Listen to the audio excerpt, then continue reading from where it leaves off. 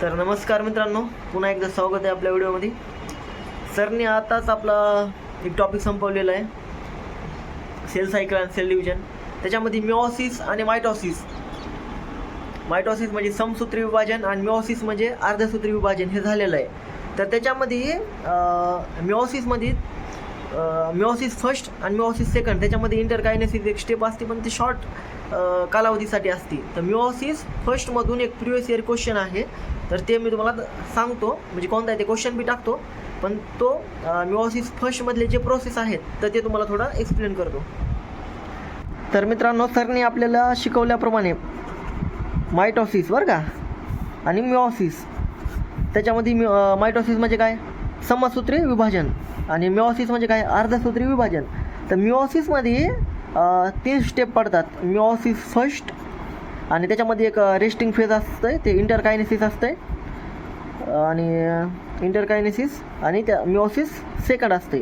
तर meiosis second आहे का, ते सेम ॲज मायटॉसिसप्रमाणे असत्या. आणि त्याच्यामध्ये मिओसिस फर्स्टमध्ये काही स्टेप असतात, म्हणजे प्रोफेज, मेटाफेज, अनाफेज, टिलोफेज जे आहे ते मिओसिस फर्स्टमध्ये असतात. आणि मिओसिस फर्स्टमध्ये जे प्रोफेज आहे तर प्रोफेजमध्ये मिओसिसच्या प्रोफेजमध्ये फर्दर डिवायडेड बाय 5 फेज, म्हणजे 5 फेजमध्ये प्रोफेज डिवाईड केलेला असते. आणि त्याच्यावरून क्वेश्चन येते त्या 5 फेजवरून कोणत्या कोणत्या आहेत ती. तर त्याच्यामध्ये डीप अभ्यास काय करायची गरज नाही, फक्त ते 5 फेज आहेत ना, तर ते लक्षात राहू द्या. तर ते कोणते आहे ते बघा: लेप्टोटीन, झायगोटीन, पॅकेटीन,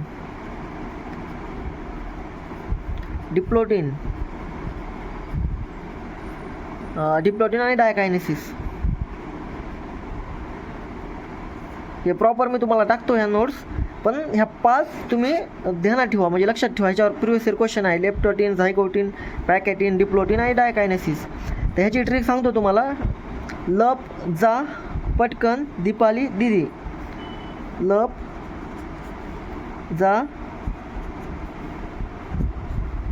पटकन, दीपाली, दीदी, डियाकायनेसिस, किंवा पटकन, दीपाली, दीदी, असं बी करू शकतो तुम्ही, दीपाली, दीदी. तर चला, बाय, नेक्स्ट व्हिडिओमध्ये भेटूत.